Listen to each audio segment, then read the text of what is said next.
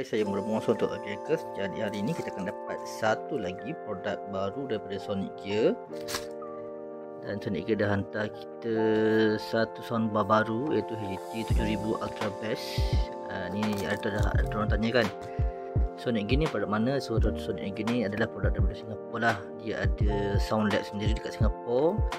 Jadi kebanyakan produk untuk Sonic Gear ni memang diorang akan develop dan test dekat Singapura. Dan dia ada audio lab dia lah untuk tuning. Sebab tu kalau korang beli produk dari Sonic Gear, korang akan dapati sound tu akan lebih agak tune sikit lah. Agak tune sikit berbanding dengan korang beli yang generic China punya produk kan. Dan ada orang cakap kat saya, lab audio lab untuk kreatif pun ada juga dekat Singapura. Jadi betul kalau korang tengok, kadang-kadang ada produk Sonic Gear macam sama juga model dia dengan kreatifnya kan. Jadi Sonic Gear ni dia tune lebih kepada bass, dan kalau korang biasa dengan kreatif tu dia lebih kepada band lah. Tapi hari ni kita cerita pasal Sonic Gear. So inilah barang dia. Okay, dekat sikit. Ni soundbar. Soundbar ni 2 channel je lah. 2 channel soundbar dan agak heavy juga. Okay, first kita tengok lebar dia lebih kurang semeter, 86 cm. Okay, panjang ni lebih kurang dalam 9 cm. Tebal lebih kurang dalam berapa? Lebih kurang je lah. Ni lebih kurang 9 cm, ni lebih kurang dalam 11-10 meter lah. Okay, dan 3 kilo 3.3 kilo berat dia. So saya tak sure macam mana nak mounting, sebab dia memang bagi siasat skru dalam ni. Dia bagi 2 skru mounting, dan kabel dia full set lah. Kita kena dapat coaxial kabel, dan kita kena dapat kabel 3.5mm coaxial pula. Ni kabel SPDIF, digital kabel. Dan kita akan ganti dengan saya punya TV lama punya soundbar daripada Sonic Gear. Kita tengok 3 inci. Ni pakai yang lama punya. Ni model lama.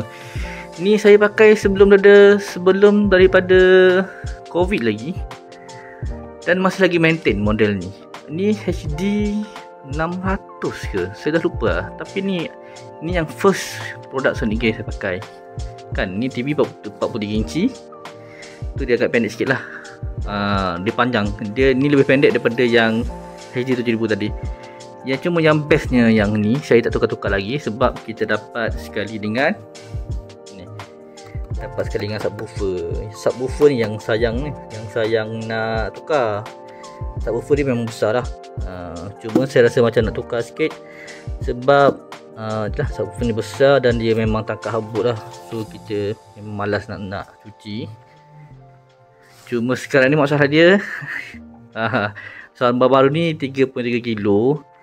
Nak letak atas TV takut berat pula. Tapi tak apalah, nanti kita try, kita cuba tengok Okay. Ini perbandingan ringkas. Ini yang lama punya, ini case dia. Tengok dah banyak habuk lah.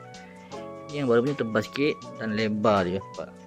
Dia agak lebar sikit. Sikit je lah. Sikit je lebar dia. Cuma ni yang ni lebih tebal. Ni petak, ni hujur sikit. Port belakang dia ada, saya rasa hampir semua dah. Ada HDMI, ada USB, ada 3.5 jack, AUX. Lepas tu ni ada coaxial, dan ada SPDIF, digital input. So kita nak tukar. Alright, dah siap pasang. Ni TV 3 inci. Alhamdulillah dia ngam-ngam saja dengan TV 43 inci saya, dan boleh support lah saya punya pemegang ni. Lagi satu, saya punya TV saya mount pakai VESA mount lah. Dan setakat ni mode semua berfungsi. Ada optical, Bluetooth mode, ERC, optical, coaxial, line in, Bluetooth mode, ERC, optical. Okay, optical.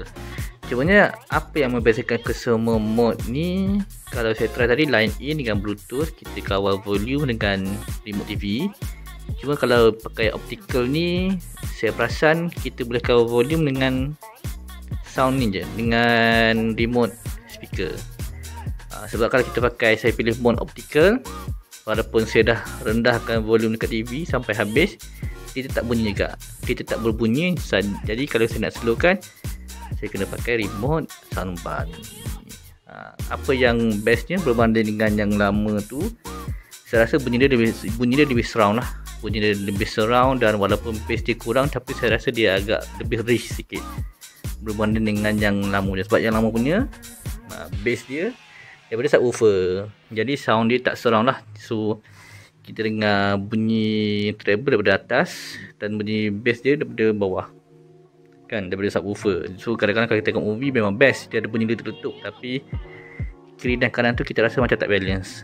Berbanding dengan kita guna soundbar yang lebih besar macam ni, lebih package, maksudnya bass kat sini dengan clarity dia pun kat sini. Jadi kalau kita tengok movie ke, tengok berita ke, lebih jelas lah, bunyi tu lebih jelas dan rasa lebih surround. Rasa bunyi tu datang betul-betul daripada TV. So itulah setakat ni review saya untuk Sonic Gear HG7000 Ultra Bass Soundbar. So recommend, boleh beli.